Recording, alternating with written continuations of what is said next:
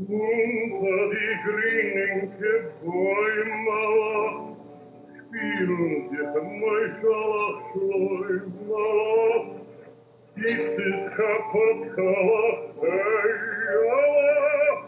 Idala frisch die Eyala.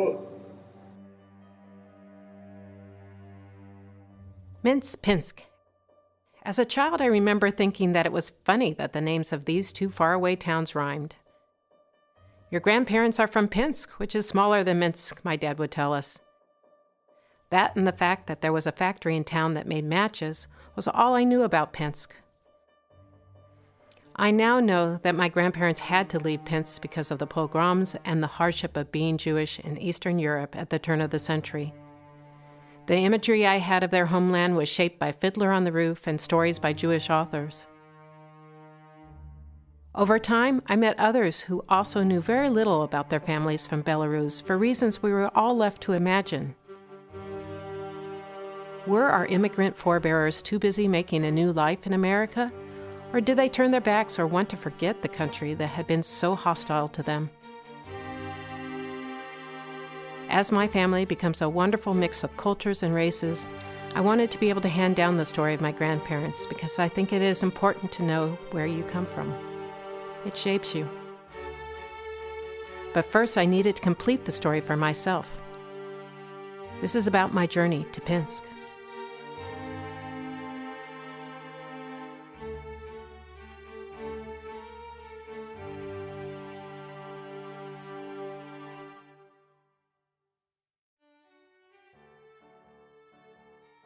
Vega Rabaha was born in 1902 in Pinsk and immigrated to New York City in 1922.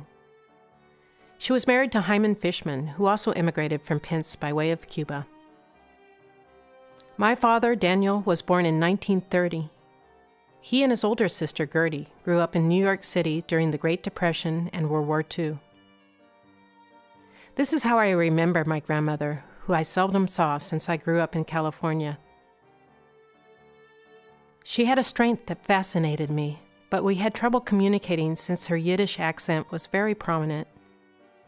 She died in 1977 before I became curious enough to ask questions about her life in Pinsk. At the time she left Pinsk in 1922, the Jewish community was being terrorized by robberies and abuses under the harsh rule of Poland.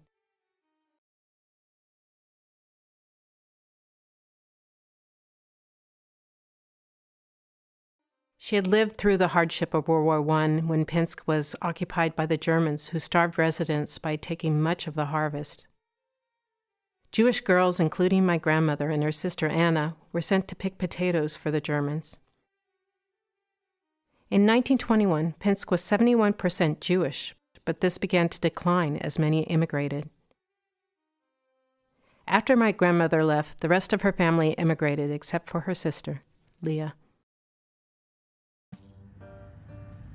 I arrived in Minsk a little apprehensive since there was very little online information about travel to Belarus, and is the only European country run by a dictator.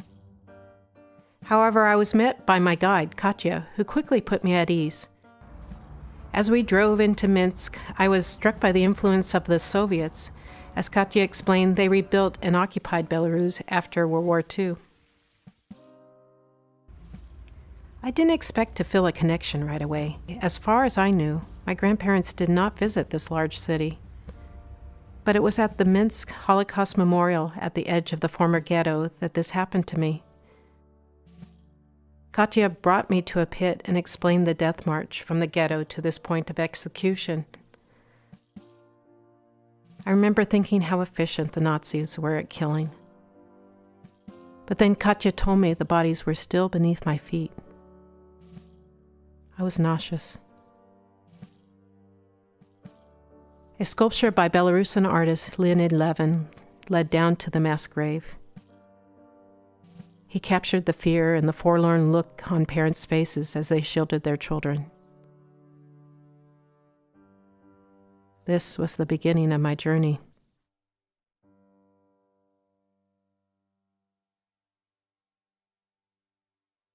On the second day, I spent the morning visiting the amazing UNESCO World Heritage Site of Mir Castle.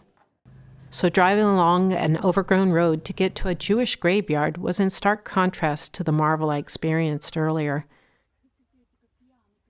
We passed many well-tended graveyards when driving from Minsk to Mir, so why was this one overgrown and uncared for? Who will care for it? Was Katya's reply.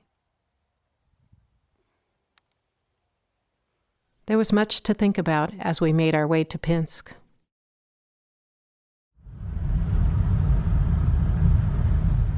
We arrived in Pinsk as the sun was going down, and I woke to a view of the Pina River, which felt very familiar. I was finally here. We met up with Rabbi Yosef Lieberman, and he took us to the Karlin graveyard that was at the edge of the site of the former Jewish ghetto. I was disappointed to see that it had been built over. How is it possible to build over the dead? How is it possible that this is the only evidence of horrific stories of this ghetto? I searched the old section of town looking for clues about my grandparents, but all buildings and homes built by Jews, including the synagogue, had been torn down or repurposed. However, all the other large buildings seen in archival photos were still in place. The Catholic Church, the old town square, the monastery, even after the Soviet occupation.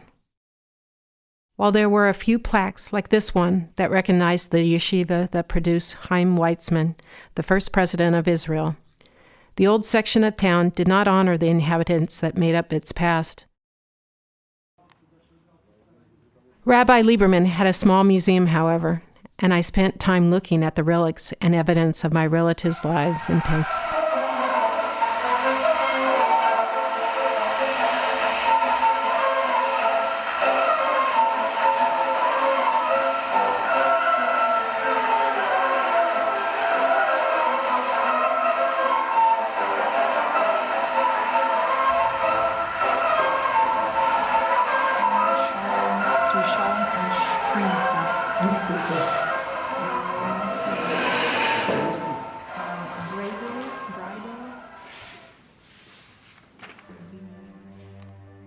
I was feeling a little disconnected as we drove out of town to the site of the massacre of the Pinsk Jews by the Nazis.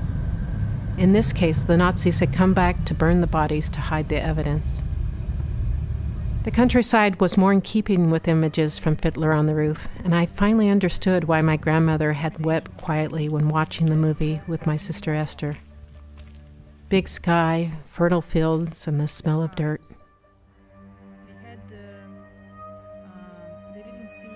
As I walked down the path that led to the memorial, I thought of Leah, the only member of my grandmother's family that stayed behind. Was she here amongst the ashes? The bees buzzed around me as if prodding me to stay alert. I am here. I am here.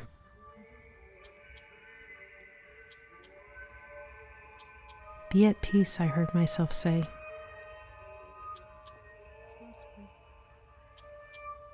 I had never felt so close to the spirit of my relatives, and I was thankful for the journey my grandparents made to make a better life for us.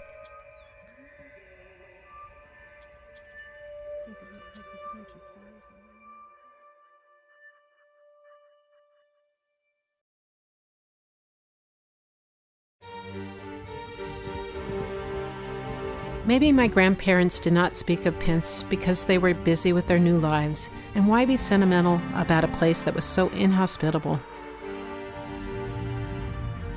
We may never know why, but I do believe that it is up to us, 2 generations removed, to honor their lives in Belarus.